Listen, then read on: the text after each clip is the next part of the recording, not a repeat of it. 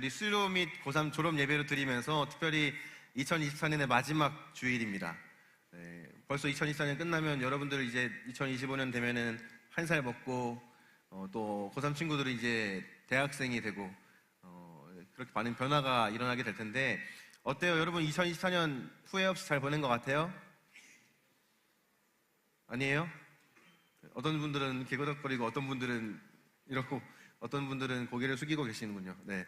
2024년 한 해를 돌아보면 후회스러운 일들도 참 있을 거고 또 이건 정말 잘한 것 같다라는 생각이 드는 일들도 아마 각자에게 한 가지씩은 다 있을 거라고 생각합니다.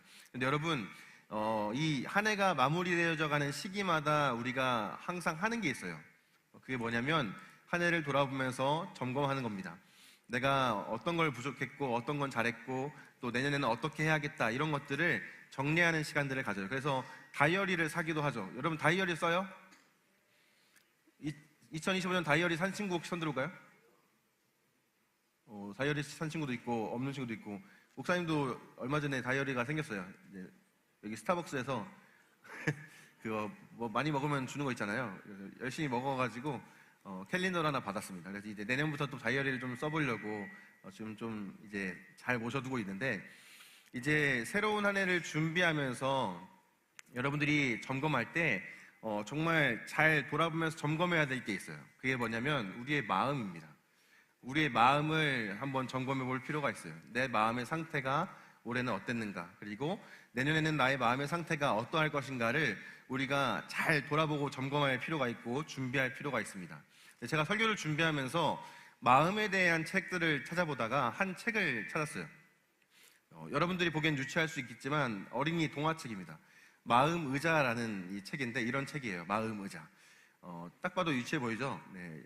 앉아서 한 1분, 2분이면 다 읽을 수 있는 아주 간단한 책인데 이 마음의자라는 책에서 다루는 주제는 의자입니다. 의자. 의자라는 소재를 가지고 내 마음에서 일어나는 갈등에 대한 이 이야기들을 풀어내요. 특별히 여기 가운데 있는 남자친구는 철호라는 친구예요. 철호. 철호라는 이름을 가진 친구인데 이 철호가 하루를 보내면서 일어나는 갈등들을 마음속에서 다루고 있어요. 그런데 이제 이 철호의 마음에 의자가 하나가 있는데 이 의자에 누가 앉느냐에 따라서 철호의 마음 상태가 계속 바뀌어요.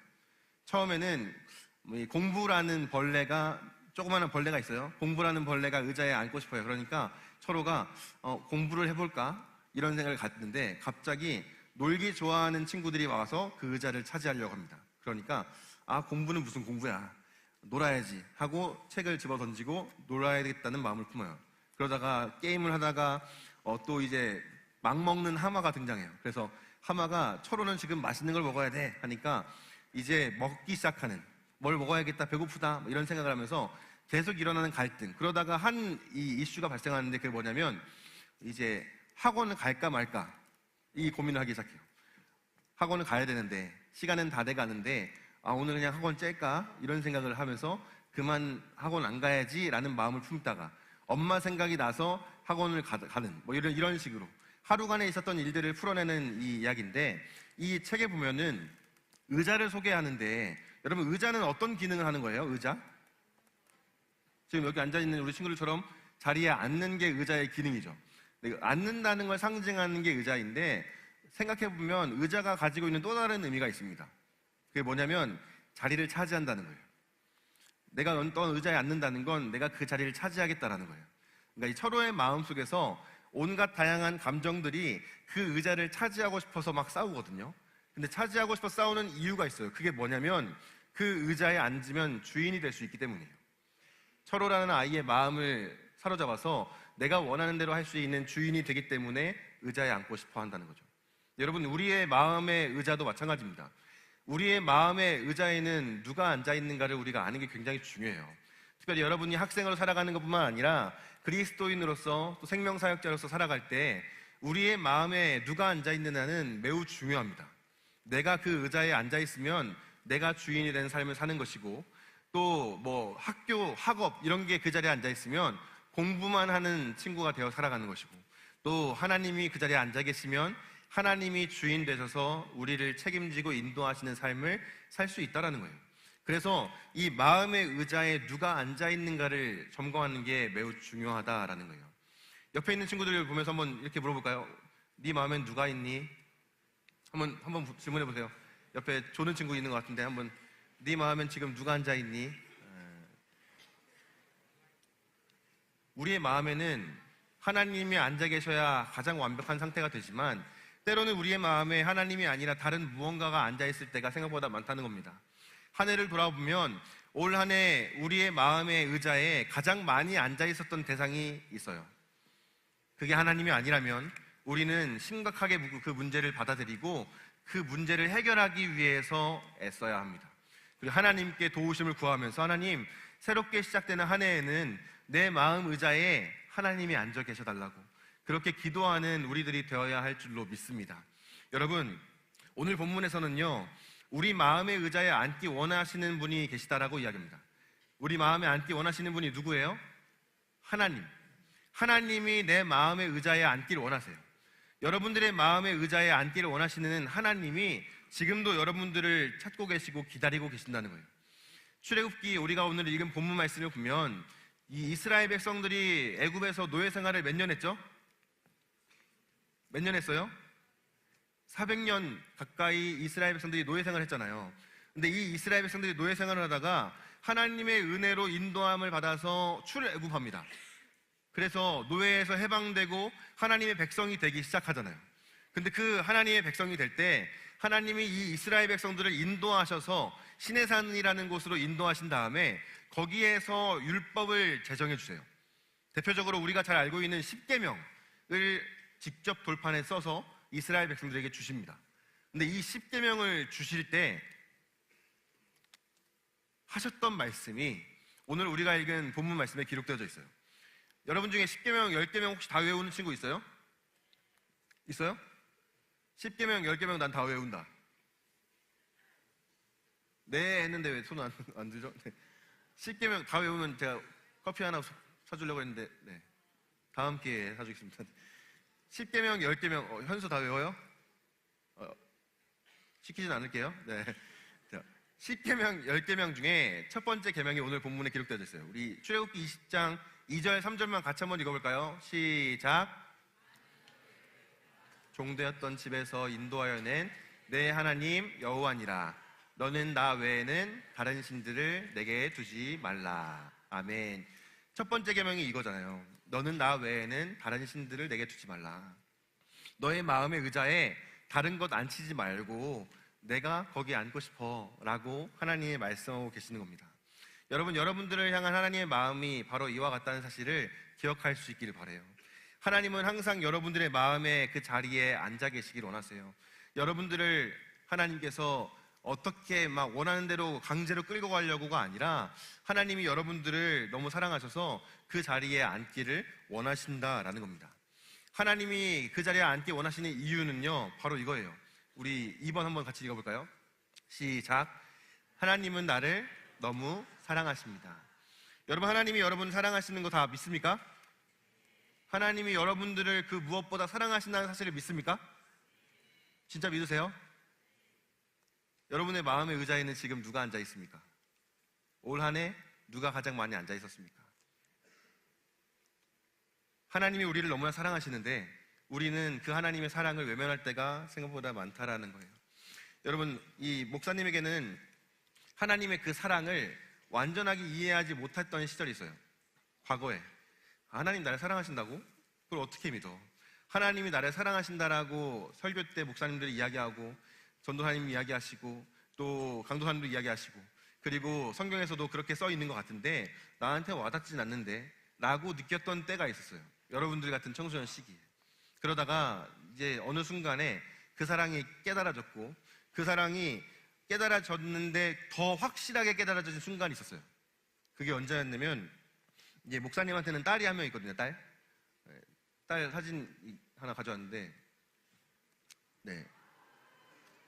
잠 좀 깨라고 제가 발표했습니다. 네. 어때요? 귀여워요? 목사님 많이 안 닮았어요. 사모님을 많이 닮아가지고 목사님 아내를 많이 닮아가지고 감사하게 참 이쁜 딸이 태어났는데 이 딸을 볼 때마다 하나님의 사랑이 이렇겠구나라는 거를 막 느끼는 거예요. 아이를 볼 때마다. 근데 제가 그 하나님의 사랑을 진짜 분명하게 더 뜨겁게 느꼈던 순간이 있어요. 그게 언제였냐면 이 아이를 처음 봤을 때였어요. 처음 만났을 때. 처음에 애가 태어났을 때 사진이거든요. 근데 목사님이 그 아이가 태어날 때 출산을 이제 경험해 보신 분이나 아이를 가지신 분은 다 아시겠지만 그 수술실 앞에서 기다리는 시간이잖아요. 수술실 앞에서 이 아이가 태어나기를 기다리는 그 시간이 너무 길게 느껴지는 거예요. 실제로도 길게 했는데 너무 길게 느껴지고 막 언제 아이가 나올까, 아내는 괜찮을까 이런 생각을 하면서 앉아 있었는데 아이가 카트에 이렇게 담겨가지고 나온 거예요. 근데 사실 자연분만으로 아이를 낳으면 직접 막 안기도 하는데 아이가 이제 탯줄을 목에 감고 있어가지고 수술을 할 수밖에 없는 상황에 저희는 수술을 해서 아이를 낳았어요. 그래서 이제 수술을 하고 아이가 카트에 실려서 나왔는데 이 아이를 딱 처음 본 순간이 아직까지도 잊혀지지가 않아요. 아마 평생 잊혀지지 않을 것 같아요. 그 처음 본 순간에 너무 말로 표현할 수 없는 이상한 감정, 그전에는 느껴보지 못한 너무 특별한 감정들이 막 가슴에 차오르기 시작했고 이 아이가 너무 사랑스러워 보이는 거예요. 그때 이 아이를 보는데 이 노래 가사가 막 떠올랐어요. 여러분 그 혹시 성시경 알아요? 성시경? 우리 학생들이 잘 모르고 선생님들은 아시나요? 네. 성시경이라고 요즘에는 유튜브에서 먹방 찍는 그 가수가 있어요. 이제 노래 진짜 잘하는 가수가 있는데 그 가수가 부른 노래가 있습니다. 근데 그 가사가 이제 이 아이를 보는데 갑자기 그 막 흘러가는 거예요. 가사가 이렇게 돼 있습니다. 불러줄까요?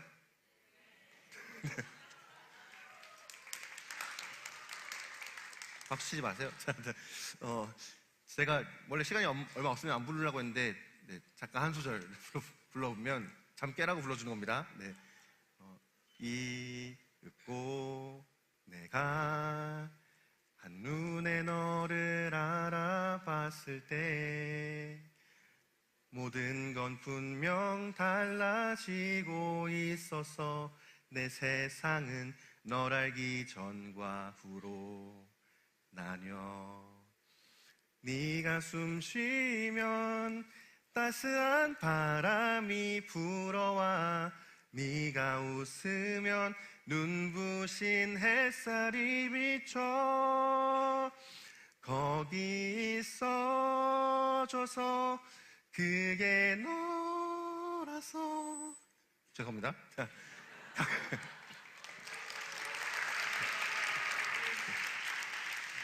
애 많이 쓰죠? 네, 애 많이 쓰고 있습니다. 네. 감기 때문에 목이 안 좋아가지고 네, 핑계를 댄다면 네. 근데 그 뒤에 가사를 보면 제가 참 와닿았던 가사가 있어요. 가사 한번 보여주시겠어요? 이 나는 있잖아 정말 빈틈없이 행복해 이 가사가 와 너무 잘 썼다라는 생각이 들더라고요. 진짜 빈틈없이 행복한 감정이 막 넘쳐나요.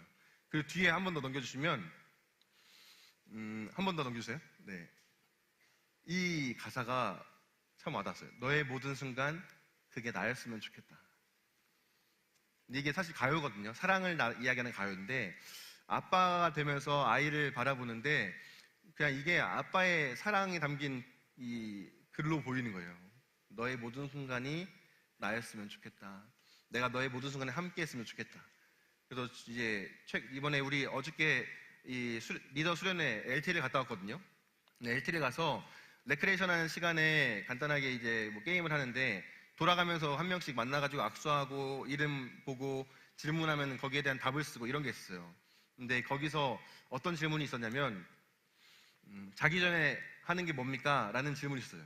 근데 몇몇 친구들을 만나보니까 많은 친구들이 자기 전에 릴스 보기, 인스타 보기, 유튜브 보기 이런 거를 한다고 대답을 하는 거예요. 근데 제가 뭐라고 대답했는지 아십니까? 목사님 뭐 하세요? 라고 물어봤을 때 저는 애보기라고 했어요. 네, 물론 자기 전에 뭘 하나 내가 생각해봤는데 최근에 잠들기 전에 아기가 자는 모습을 보기도 하고 아기를 실제로 보기도 하고 이랬었던 기억이 떠올랐기 때문이에요. 근데 여러분 그 아기가 자는 모습이든 자지 않는 모습이든 이렇게 지켜보고 있을 때 이 드는 마음의 표현들을 이 노래 가사가 너무 잘 표현해 놓은 것 같다는 거예요. 이 아이의 모든 순간에 내가 함께 했으면 좋겠다. 그런 간절한 마음. 근데 중요한 건 뭐냐면요.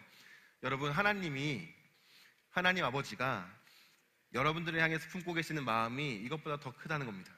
이것과는 비교할 수 없을 만큼 놀랍고 이것과는 비교할 수 없을 만큼 경이롭다는 거예요. 하나님이 여러분의 모든 순간에 함께 하기를 원하신다라는 고백을 여러분 성경은 너무나 많이 써놓고 있고, 하나님은요 이 10계명의 이 첫 번째 계명을 통해서도 말씀하시는 거예요. 나는 너와 항상 함께 하고 싶어. 너의 모든 순간에 내가 있고 싶어. 네가 숨 쉬는 것만 봐도, 네가 그냥 잠자고 있는 것만 봐도 난 너무 행복해. 그게 하나님의 마음으로 저에게는 너무 뜨겁게 와닿았어요. 여러분, 여러분들을 향한 하나님의 사랑이 이와 같다는 사실을 믿으시기 바랍니다. 여러분들을 향한 하나님의 사랑이 이와 같아요. 하나님은 여러분들이 뭔가 잘나서가 아니에요. 여러분, 아까 아기 봤죠? 사진. 이 아기가 뭔가를 갖추고 태어났습니까? 외모를 갖추고 태어났어요? 아니면 뭐 어떤 돈을 가지고 태어났어요? 어떤 자격증이 있습니까? 대학 졸업증을 가지고 태어났습니까? 아무것도 가지고 태어난 게 없어요. 심지어 할 줄 아는 게 아무것도 없어요. 이 아이가 뭐 하는 줄 아십니까? 우리 한지수 전도사님 이제 곧 마주할 현실이겠지만, 먹고 자고 싸고 울어요. 아무것도 하는 게 없어요. 심지어 먹는 것도 먹여줘야 먹습니다. 싸는 것도 다 닦아주고 갈아줘야 돼요. 하는 게 아무것도 없어요. 할 줄 아는 것도 제대로 없고 가지고 있는 어떤 자격도 없어요. 그런데 그냥 너무 사랑스러워요. 그런 표현 있잖아요. 다른 사람은 아니어도 자식을 위해서는 죽을 수도 있다. 부모는. 그런 표현 있지 않습니까? 선생님들 실제로 그렇습니까? 감사합니다. 네. 저도 사실 그 표현이 실제로 와닿지 않았는데 아이가 태어나고 나니까 진짜 그럴 수 있겠구나 라는 생각이 들어요.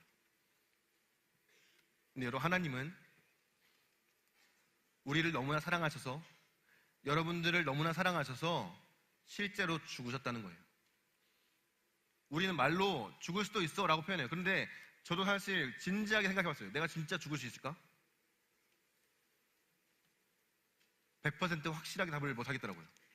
근데 하나님은 실제로 여러분들을 위해서, 나를 위해서 죽으셨습니다.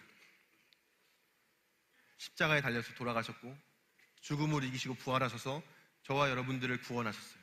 그리고 저와 여러분들을 지금 이 자리에 인도하셨다는 사실을 우리 모두가 믿을 수 있기를 바랍니다. 여러분, 그렇게 하나님께서는 우리를 너무나 사랑하셔서 우리를 하나님께서 원하시는 이 마음의 의자의 자리에 앉기를 원하신다라고 말씀하고 있는 거예요. 여러분, 그리고 하나님은 이 로마서 5장 8절 말씀에 보면 이렇게 이야기합니다. 로마서 5장 8절 함께 읽어볼까요? 시작. 우리가 아직 죄인 되었을 때에 그리스도께서 우리를 위하여 죽으심으로 하나님께서 우리에 대한 자기의 사랑을 확증하셨느니라 라고 말해요. 하나님이 우리를 얼마나 사랑하시는지 확실하게 증명해서 보여주셨다는 거예요. 그게 그리스도의 십자가의 죽으심이고 부활하심입니다. 하나님은 여러분들을 너무나 사랑하시고 죽기까지 여러분들을 너무나 사랑하셔서 이렇게 말씀하시는 거예요. 이제 내가 너와 영원히 함께하고 싶다. 내가 너의 마음의 자리에 앉아서 너를 책임져 주고 싶다. 여러분, 그 하나님의 부르심과 초청 앞에서 여러분들 어떻게 반응하기 원하십니까? 여러분, 2024년을 마무리하면서 여러분들이 꼭 기억했으면 하는 게 있어요. 그게 뭐냐면 하나님이 내 삶의 주인이시라는 사실입니다. 하나님이 내 삶의 주인이세요. 여러분, 이 사실을 잊어서는 안 됩니다. 2025년 새해가 시작될 때에도 이 사실을 꼭 기억하시길 바랍니다. 하나님이 나의 삶의 주인이시다. 거기서 우리가 해야 될 게 한 가지가 있어요. 그게 뭐냐면 내 마음의 의자를 하나님께 완벽하게 내어드리는 겁니다. 내 마음의 중심에 있는 그 자리를 하나님께 내어드려야 돼요. 여러분, 어떻게 하나님께 내어드릴 수 있을까요? 사실 뚜렷한 방법이 잘 생각나지 않죠. 그거 무슨 말인지 알겠고 목사님이 하시는 이야기가 뭔지는 알겠는데 뭐 어떻게 하라는 겁니까? 라는 질문이 있을 수 있을 것 같아요. 제가 설교를 준비하면서 고민해봤는데 뭐가 어떻게 설명을 해줄까라는 생각을 하다가 한 가지 예시가 떠올랐어요.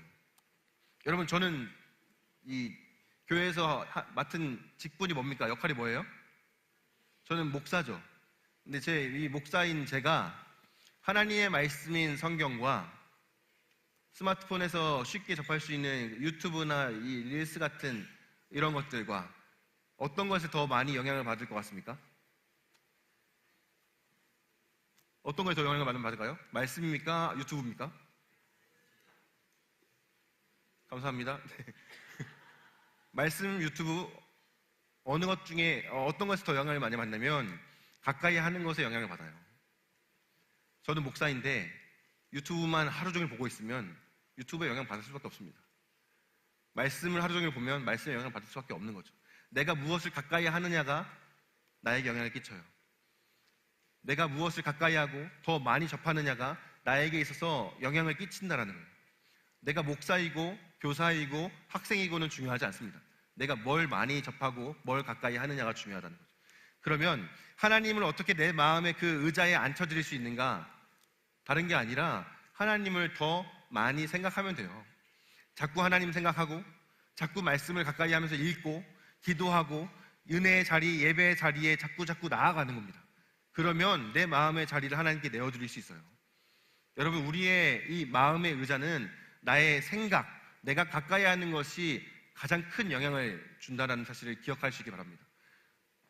내 마음의 의자에 하나님을 앉혀드리고 싶다면 하나님 생각을 자꾸 하고 말씀을 읽고 기도하는 시간들을 여러분들의 하루에 주어진 시간들 중에 최대한 많이 확보하는 게 중요해요. 그렇게 하면 여기 있는 우리 모두가 다 하나님을 우리의 마음의 의자에 온전하게 앉혀드릴 수 있을 줄로 믿습니다. 2024년에는 그렇게 못했다면 2025년에는 그 시간들을 잘 확보해서 하나님께 더 가까이 나아가는 저와 여러분들이 될 수 있기를 주님의 이름으로 축복합니다.